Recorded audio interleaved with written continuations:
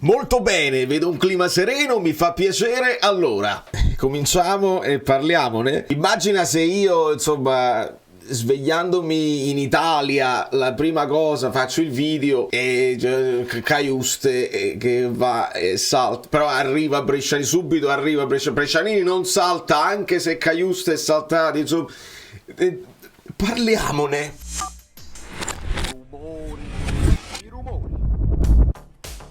Amici belli, buongiorno. Insomma, io ero pronto a fare un video, dovevo fare il video delle liste, come mi chiedeva ieri in live Fabio Versatile, perché benvenuto Paolo Carioni o Carloni, benvenuti a tutti i nuovi iscritti, iscrivetevi al canale se vi va, perché qua noi andiamo appresso alle notizie, però non ci facciamo portare a spasso, noi ragioniamo sempre un pochino.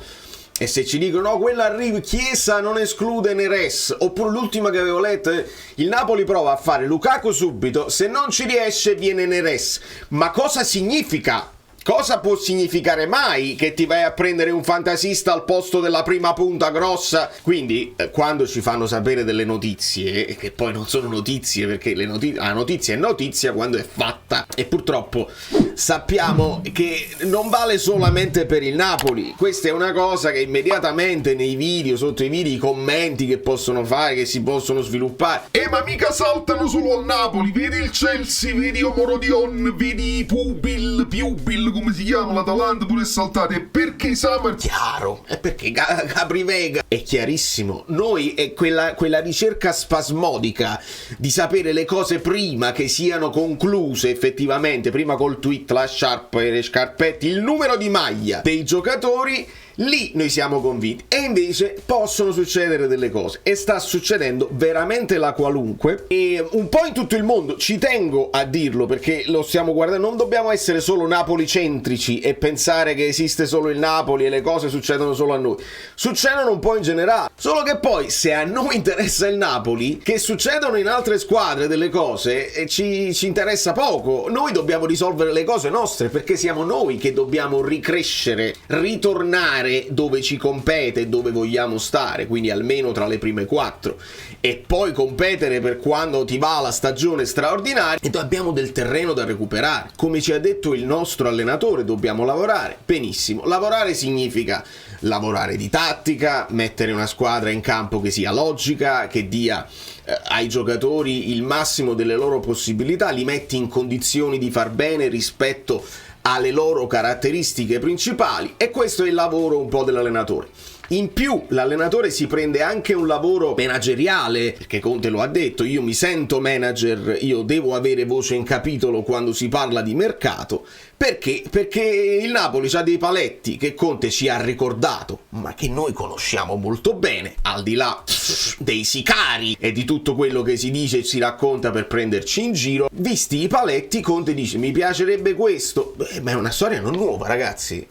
Mi piace questo, non si può prendere questo perché c'è il paletto, ok, vediamo quest'altro o quest'altro. Benitez, senza nemmeno dover tornare al paragone Conte Ancelotti. Con Benitez già avevamo imparato questo, voleva certi profili, non si può arrivare a certi profili per tutta una serie di discorsi, ok, si scende, si abbassa un po' la qualità e si arriva. E può essere che in tutto questo discorso, se un giocatore come Cajuste non ha convinto per essere la prima riserva di Lobotka o la prima riserva di Anghissà, che Conte ci ha detto stimare molto, allora tu dici vabbè, andiamo a vedere Gilmour, andiamo a vedere Brescianini. Non stiamo parlando di andare a prendere i top player del centrocampo, li strappi alla concorrenza, ti metti là sul mercato, comandi perché c'hai i soldi.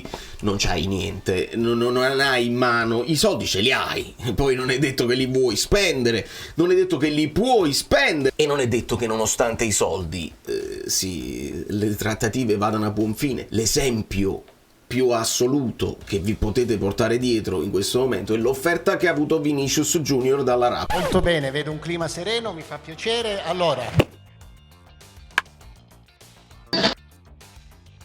stiamo parlando di 130 milioni all'anno netti, miliardo, cioè, più altre cose, cioè puoi tornare in Europa, quando torni ti diamo in mano il calcio arabo, te lo gestisci tu, tutta una serie di cose che vanno molto al di là del calcio. E beh, quelli ce li hanno i soldi veramente, altro che sigari, e comunque non si fa, perché alcuni giocatori preferiscono invece dei soldi andarsi a giocare delle carte per scrivere il loro nome nella storia calcistica, se ne frega tanto Vinicius Junior di andare là, ne guadagna 20 al Real Madrid e vanno più che bene.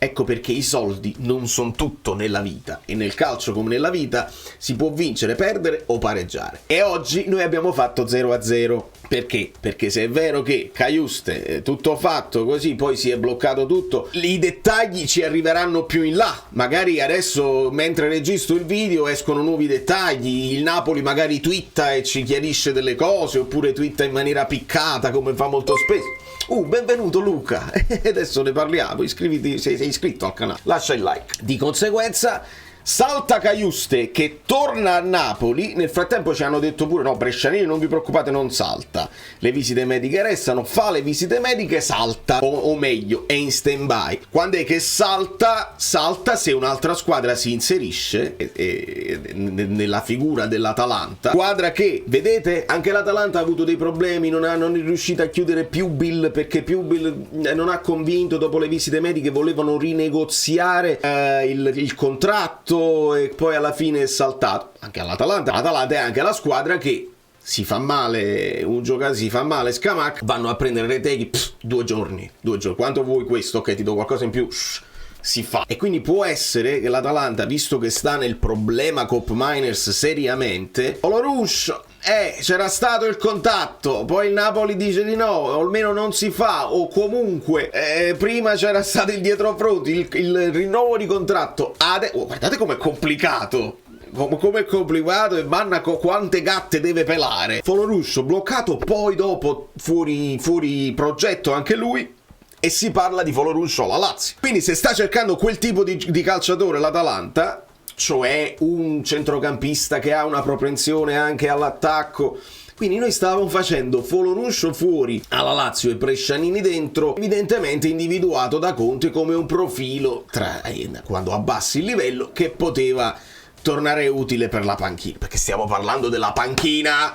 Questo pure è importante dirlo, stiamo parlando della panchina, non stiamo parlando di titolari. I titolari devono essere messi in attacco, deve arrivare Lukaku, dobbiamo capire che cosa sta facendo, Mann che è volato a Londra, e a Londra si può volare per vari motivi, si può volare per Gilmour, si può volare per Lukaku, si può volare per parlare col Chelsea in qualche modo, scambi che abbiamo sentito ieri un po' anche fantasiosi, Casadei, Kepa, Cialobà, ce li mettiamo tutti dentro, dateci qualcuno a caso che comunque a noi ci torna utile.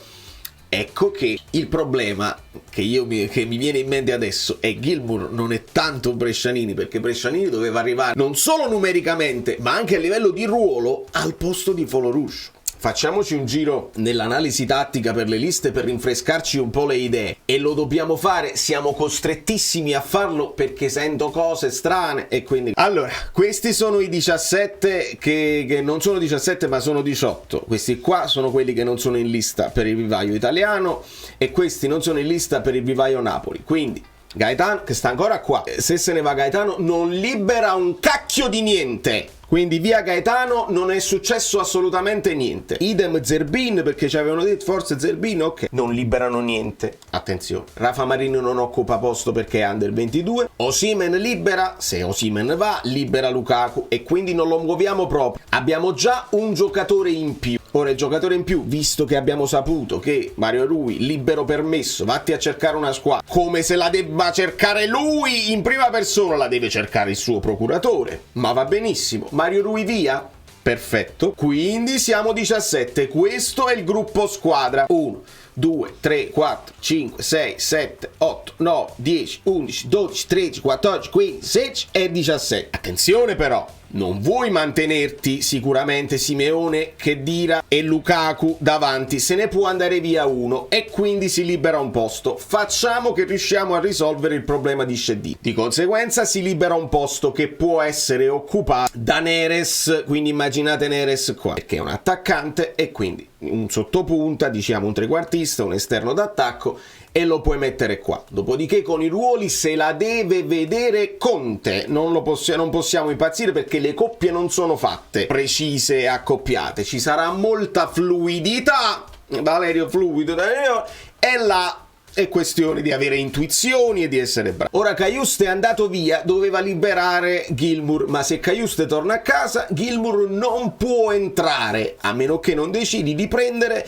e di cominciare a mettere fuori rosa, oltre a Mario Rui, anche altra gente. Quindi questa è la situazione. Se si libera, se se ne va Foloruncio oggi, si può sbloccare di nuovo Brescianini, ma devi stare attento Napoli, perché se l'Atalanta fa in fretta te lo soffia, e quindi questa è la condizione. Quindi il Napoli dovrebbe prendersi anche qualche rischio e chiudere dei giocatori. Lo fai entrare Brescianini e poi risolvi le uscite che ti servono per completare la lista senza sforare. Ma dici, ma se tu prendi già il giocatore poi quello là in esubero te lo pagano di me, è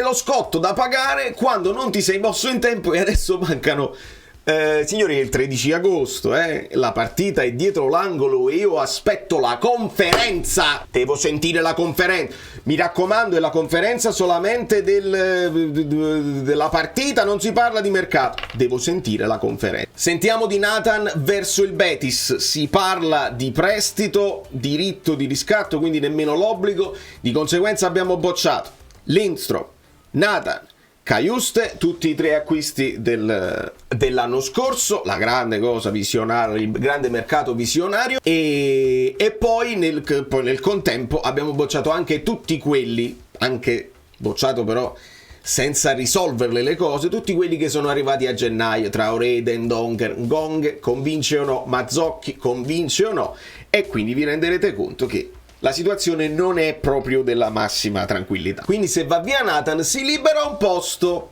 Ora questo posto come lo vuoi occupare? Lo vuoi occupare con un centrocampista e avere la possibilità anche di passare al 3-5-2, quindi un centrocampista in più che ti può rinfoltire la mediana e quindi puoi anche cambiare modulo, oppure ti serve un esterno, quelli là che vanno, per non far giocare Mazzocchi tutte le partite là, oppure un difensore che ti permette di non avere Olivera e Di Lorenzo insieme come braccetti, ma qualcosa in più. Quindi questa è la situazione. Facciamo conto che anche Nathan se n'è andato. Juan Jesus probabilmente non lo vuole nessuno, quindi come vi avevo detto Juan Jesus resta come riserva, come simbolo, come stemma, lo metti là e sta là, sperando che non debba essere titolare un'altra volta, altrimenti fai la fine dei tracchi. Mazzocchi, Rachmà, Spinazzola di qua, eccetera, eccetera. Questa è la situazione al momento e li sto spostando anche per farvi vedere la situazione poi dei Pagliamo qua, leviamo a Gaetano, continui con i portieri, questa è la situazione, poi arriva Kepa e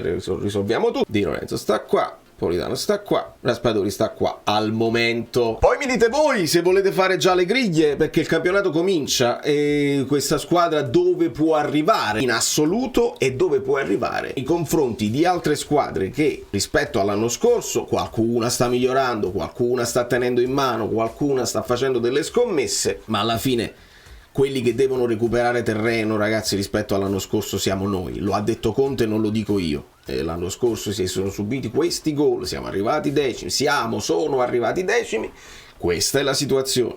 Di conseguenza siamo nello stretto, nelle famose chiavette. E adesso mi sembra il caso anche che io prenda il cellulare prima che chiuda il video e ve lo mandi per capire se è successo qualche altra cosa, perché veramente tutto può essere nella strettezza dei minuti, perché proprio a minuti si chiudono le porte del calciomercato. Piano.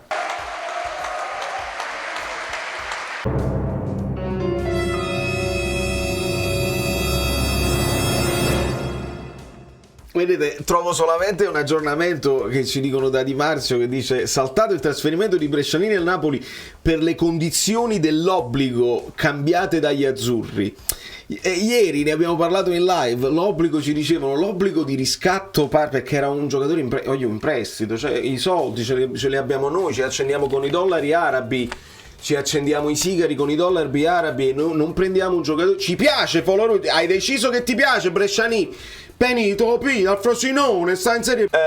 Le condizioni che ci hanno fatto sapere era il prestito, poi l'obbligo di riscatto scatta al momento che tu fai il primo punto nel girone di ritorno. Non ve lo so spiegare. Io di solito ci arrivo con la logica, non lo so. Manna è un creativo, sicuramente, perché abbiamo visto l'operazione di Rafa Marin tutta strana, no? La recompri, io ti do 10 milioni in più, quindi poi aumenta il valore a 70, se tu me ne dai 20 poi allora a 50 chiudiamo. Tutta una roba molto creativa, e il fatto di tutta questa, lo dico sottovoce ma in realtà ce lo diciamo, guardiamoci nell'anima, tutta questa creatività all'interno delle operazioni di mercato per uno che viene dalla Juventus, io sto un attimo preoccupato. Lo dico tranquillamente, perché essere diventati la Juventus over 23, perché ci andiamo a prendere a quell'altra, poi quella. Chi non salta Juventino è, e stanno saltando tutti i giocatori, saltano i giocatori, non salta Conte, perché Conte ha detto io non salto, sono il primo tifoso del Napoli ma non salto se mi dite il fatto della juventinità. Ma De Laurentiis ha detto io se avessi saputo che Giuntoli era juventino non lo avrei mai preso, e mamma mia! Ci siamo messi in mano a gente che fa questo mestiere in maniera particolare, e lo può fare quando sono da Roma in su. E di solito sono tranquilli e protetti, che se succede una cosa, vabbè, una maxi multina, è tutto a posto. E se c'è una cosa che del Napoli io ho sempre apprezzato, è che non abbiamo mai fatto cose losche, cose fosche, cose che praticamente così. E già l'operazione Osimhen con i giovani messi in mezzo ci puzzava dall'interno. Abbiamo detto vabbè, è una rispetto a un sistema, quindi non può succedere niente. Manna, tutte queste cose creative, il giovane rampante, più giovane di me, che fa il direttore sportivo così. Vediamo se poi ce la dobbiamo andare a prendere con lui, se ce la dobbiamo andare a prendere con De Laurentiis che non apre la borsa, perché può essere pure che Manna aveva delle idee geniali, ma De Laurentiis mette i paletti fiscali, finanziari ed economici, e quindi Manna si trova bloccato così. Ci vuole tempo per diventare Giuntoli, e state vedendo anche Giuntoli poi le problematiche che trova nel sistema Juve quando vediamo se riesci a fare, mettici dei giocatori dentro nell'operazione, quello là non riusciamo a fare, però mantieniti i soldi per Cop Miners, poi risolvi un problema al Milan con Kalulu, che poi magari risolviamo la situazione Chiesa. Signori, in questo video io poi mi dimentico di fare i clip e di riportarli quando è il momento di riportare. Quelli che mi seguono con assiduità sanno le cose, quelli che vengono ogni tanto non fa niente, purtroppo non posso essere quello là che dice hai visto in questa data vi avevo anticipato che non fa niente. Io devo stare a posto con la mia coscienza, che vi ho detto delle cose, non vi ho preso in giro dicendo che i soldi ce li abbiamo noi, che siamo ricchi e che la comandiamo sul mercato, perché non è così. E riprendo il discorso fatto ieri in live nel finale. I toni li dobbiamo abbassare, è un auspicio, è un presupposto, è un proposito di abbassare i toni e di prendersela alla leggera sempre di più. Però è difficile quando mancano pochi giorni all'inizio e abbiamo una squadra altamente incompleta. Poi può andare tutto benissimo perché si fa male Milik, Gabbiadini non funziona, Higuain se n'è andato così e ti esplode Mertens sotto. Intanto se esplode Nathan, esplode al Betis. Da New York Valerio Fluido è tutto, lasciate i like finali se vi pare. Questa è una busta, vediamo se riusciamo a prendere perlomeno Gilmour così, vedete voi.